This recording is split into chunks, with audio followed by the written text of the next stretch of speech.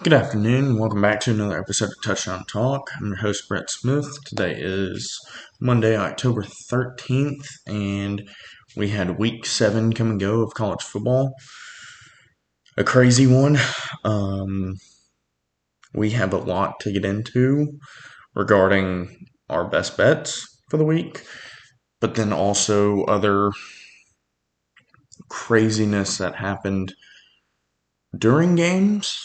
And then after, one of the biggest stories. Yeah. So we have on tap for this video. It'll be a little bit of a longer one, I would assume. Week 7 bets. I went 4-1-1. And we have James Franklin and the recent firing of him from Penn State. And then the awful officiating crew for Georgia and Auburn. I had Georgia minus 3.5, but to say that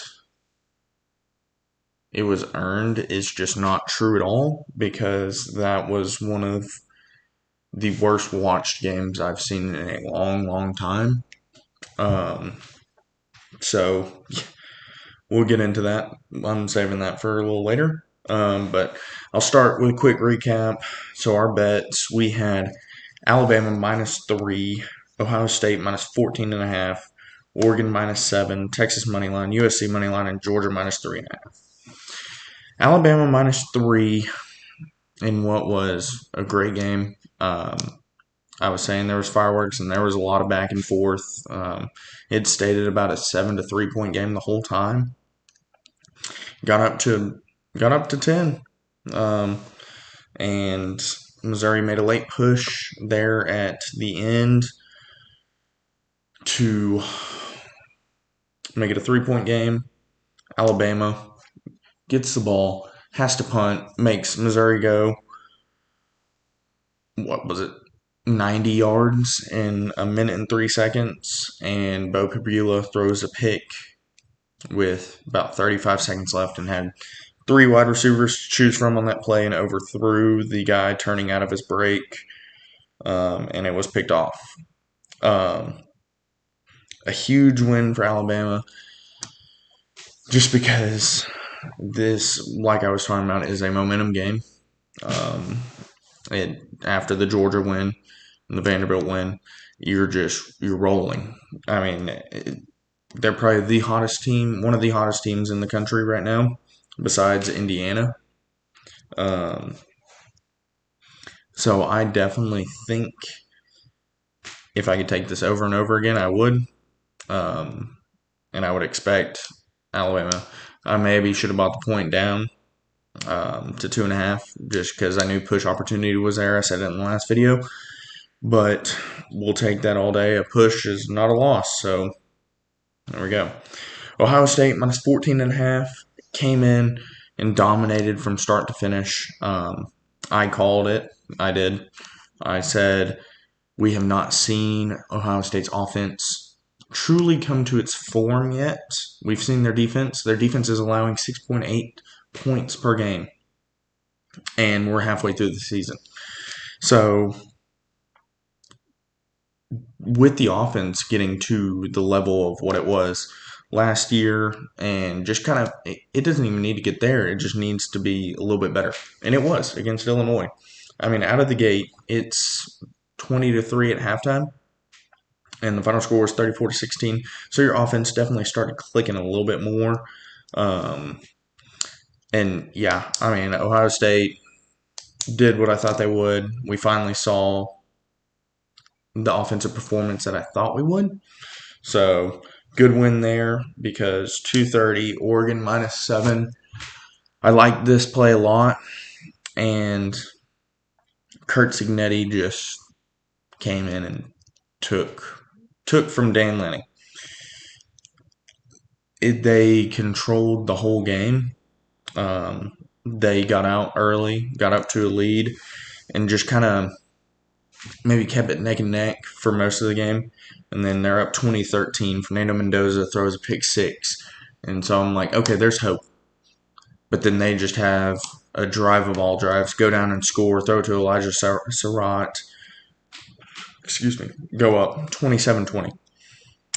Then Dante Moore, that next drive, throws it, hits off the defensive lineman's hands, and is picked. Forces a field goal, 10-point game with 4 minutes left. Oregon scramble mode, just can't get anything done. Tough loss there. I really thought this would go the other way, just knowing how Indiana and Kirk Cincinnati are with some of the big games. They haven't won them yet, but they needed this win. They are one of the hottest teams in the country, if not the hottest team in the country. And that number 3 next to their name is earned. It is rightfully earned. They are for real. I will go ahead and say that now. I mean, I expect them to. I mean, they're a championship contender with how they're playing right now. I mean, the 53-point win margin against Illinois, going into Oregon and beating them by 10, and we're halfway through the season. I mean, you've already proved a lot, more than other teams have this year. And so, Indiana, that train just keeps rolling with Kirk Cincinnati, and look out for them. They'll make noise. So, they move into that tier of the Big Ten where, hey, you got Ohio State, Oregon, and now Indiana. And then you've got that second tier. So, big win for Indiana. I like Kirk Cincinnati. I'm glad it happened. I'm glad he was able to get it. It stinks for the Oregon -7 wager, but excuse me. Let me open this. Moving on, we had Texas money line.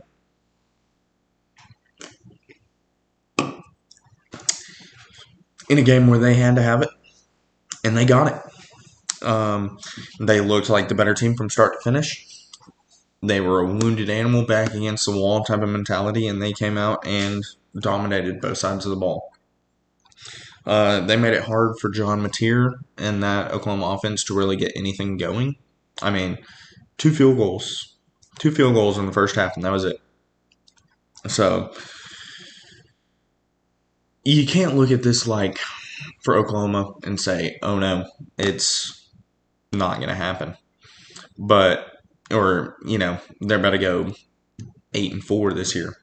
Because I can still see them being a 10-2 team. I very well could. They have a favorable schedule with having LSU at home on a draw, Missouri. I mean, it's just a lot of favorable spots. But Texas needed this win because if they were 3-3 leaving Dallas, you can write them out of the college football playoff, and their SEC championship hopes are gone. And you're really looking at it like, well, this is a washed year. We just move on to next year. Now you're sitting at 4-2. You gain the confidence back. Arch looked good. Your offense was finally working. Now what's next? What can you do with what you just saw this past weekend? And for them, I think, hey, sky's the limit mentality. You can go into each week and just say, we're here. Our defense is going to dominate on that side of the ball, and our offense is going to come to play as well. So, USC money line, maybe one of the freest wagers possible. They came in and played bully ball. Michigan came into their place, and they played bully ball against them. The rushing attack was insane, off the charts. A freshman running for over 150 yards on Michigan's so-called stout defense. And you limited Justice Haynes and Bryce Underwood. That was the key for USC, was containing them. Because forcing Bryce Underwood to throw the ball, he had good throws this game, and you saw it on the second touchdown, but you still were able to rattle them enough, and your offense was clicking. They were getting anything they wanted that night. It was really a great win for USC, and just kind of that working up from Tier 2 to maybe that Tier 1. I wouldn't put them there yet, just because the loss at Illinois is still tough, especially being up and losing on the field goal. Um, but I think they are an at-large team from the Big Ten to make the college football playoff with this win. And so basically, Jaden Maeva didn't have to have one of his Heisman-like performances. I mean, he's still up there for Heisman, obviously, but you really had everything working to where it wasn't relying on just his arm. Mekhi Lemon, I mean, he is a stud. Jacoby Lane, I mean, he got weapons all around for USC. So I really like this team this year. They proved me once again. I think every wager I've taken on USC has hit this year. So why stop? But moving to our last game, Georgia -3.5. It's really hard to recap this game without bringing up my next topic of discussion, which is the officiating of the game. They were able to get it done, not in a clean form by any means, but they forced Jackson Arnold to throw the ball after that first drive, and they got to him. They were able to get pressure to Jackson Arnold and make it tough on him throwing the ball all night. He was able to hit those here and there, but really just couldn't get any drives going. They'd stall out. And Georgia just kind of kept running the ball. I mean, Gunnar Stockton was the key difference in that game. And you saw it with the touchdown run on, what was that, 4th down? I mean, that's big. It's 13-10 right there. So, big win for Georgia. I'm not going to say any more about that because I have a whole spill on it. But Georgia -3.5, by the grace of God, hit. Moving on from our Week 7 recap, we will go to the officiating in the Georgia-Auburn game. So, Georgia and Auburn played a game where the refs took over the game. In the first half, the final 2 minutes of the first half took 38 minutes because almost every play, if not every play, was being reviewed. And you had plays where at the goal line, QB sneak and say, here's the goal line, the ball is right here, and they looked at it for ever and determined that it was not a touchdown, did not eclipse plane, and so Auburn, and that could go either way. It's hard frame by frame to really justify the ball getting over that front edge of the white, but it shouldn't take that long to determine if it is a touchdown or not, straight up. And then you had plays where the booth was reviewing a completed pass or not, and then determined targeting on the DB that came up and launched into Gunnar Stockton. I saw that immediately and thought it was, and trying to come up with stuff for this game, like for this officiating and how bad it was, is really, really hard because I'm not a fan of Hugh Freeze. I have not been, probably never will be. He needed this win for his job's sake. Didn't get it, but you can't say that it was Auburn's fault entirely. Some of it is on them. It is. But nothing was going their way in the officiating calls. You have Kirby Smart running down the sideline, calling a timeout. The referee is looking this direction, seeing him coming down, doing this.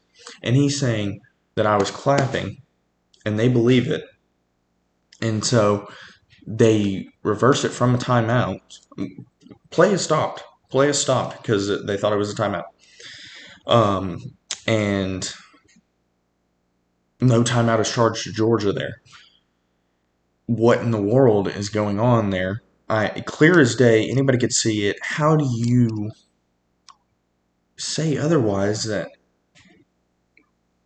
it wasn't a timeout? I mean, it makes no sense. It really does not. Trying to describe the officiating in this game is maybe one of the hardest things that I've had to do from a college football standpoint right now, honestly, because there is so many thoughts running through my head about how poorly officiated this game was and how this crew should not be able to call a game for a long, long time. It's investigation worthy. It really is, because I feel for Auburn. I have an Auburn friend, big fan of them, and it, it's tough. I mean, it really is. To say that Georgia dominated this game and came out on the right side of their spread and all that it's hard to back that up without saying that they didn't have a little bit of help, honestly. So, I don't know. Let me know your thoughts down below on the officiating of that game. What you thought was crazy, what you thought was right. But yeah, hard time. College football officiating has taken such a excuse me has taken such a drop in the past year or two that a change needs to be made, needs to be looked at. But what are they going to do about it? What can you do about it, really? So, I don't know. A lot of stuff going on in that game where it just did not make sense. It was, how is this happening? You're just at a shock. I mean, sorry. They panned to Auburn fans in the stands, and everybody's just surrender covering, mouth open. I mean, it truly a loss for words. So, yeah, I may get into that a little bit later in another video, but who knows. My last point is James Franklin out as the Penn State head coach. A shocker, truly a head scratcher, because he revived this program. He was there for what, 12 years? And brought them from the depths of the lowest of lows stuff. I mean, it just scandalous, everything. He was a great coach, a great guy. And to say it didn't work is crazy, because he was one play away last year from the college football playoff championship game. Now, he gave you 2 wins in the college football playoff, okay? And I know they were SMU and Boise State. Those are big games. Those are big games. And you're saying he can't win the big game, and I get that, okay? It's year in, year out where he's playing Ohio State, he's playing Michigan, he's playing other teams, and not getting the job done, not really taking them to that next level of the Big Ten. Now, you can say they're that 1B behind Ohio State and Oregon and Michigan back in the day, too.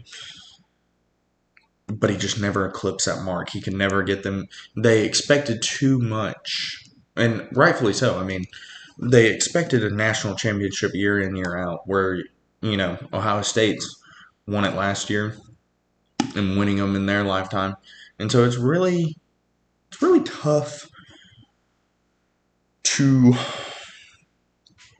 put the blame on him. I mean, he was 3-3 this year. The Oregon loss was big. It was really, it was really a turning point for the season. I know that. To go and lose to UCLA the next week and then lose at home to Northwestern. Yeah, you're not going to have the year that you thought you were. Drew Aller's out for the year now. It just made no sense to do it after 6 games. If he was going to get fired, I would have expected it to be at the end of the year. Let him finish out the year, rightfully so. I mean, from where he took y'all to where he's at now, this man can get you far. I mean, really. Because now you're looking at, hey, without our stud quarterback and without a head coach, what's 3-3 going to look like at the end of the season? Is it going to be 4-8, 5-7, or could it be 7-5? I don't know. You really, it's hard to tell now because James Franklin is now owed $50 million from Penn State. So Penn State, their board or whatever you want to call it, I guess board of trustees, is paying him $50 million to say, hey, we can find somebody better than you and somebody who can elevate us to the next level. Who is that? Who's that going to be? Now, I've seen that the favorite is maybe Matt Rule. I don't know if you can get him from Nebraska right now. He's rebuilding Nebraska and doing a good job at it. I mean, he is doing the job that he was brought in to do. He rebuilt Baylor and then went and tried out the NFL and was done and went to Nebraska and is doing a good job there. I don't see him leaving unless you give him a blank check and it's going to cost you that $50 million and more probably. I mean, you talk about Kirk Cinetti as well. Look at where he's taken Indiana, the losingest program in college football history. And they're more than likely, unless something crazy happens, they're going to have back-to-back 10-win seasons. I mean, this guy goes everywhere and he wins. So why would you leave Indiana right now where they do have money? They have an NIL plan. So I really don't see your options besides maybe a Matt Campbell from Iowa State. But now you're competing with, I don't know, 7 job openings, maybe even more. That we still don't know how many there's going to be. I could expect Florida to come open anytime soon. I could expect Auburn to come open by the end of the year. I mean, really, this is going to be one of the craziest coaching carousels that we have ever seen. And as an Arkansas fan, I hate it because Arkansas is now about to be the 6th best job, probably, available in what is not really a coaching market that is up for grabs right now. You know, it's if it was Arkansas, you should have done what you did a few weeks ago, last year. After that year, you should have been looking because you would have been the only Power 4 job looking for something, and you would have probably got a better candidate. You know, you would have been able to have this team for year 2 under different leadership, and now you're scrambling. Enough about Arkansas, though. James Franklin, 4-21 against ranked opponents. Now, I know that frustrates some Penn State fans, but look how many 10-win seasons and 9-win seasons he had. He had 2 at Vanderbilt before going to Penn State.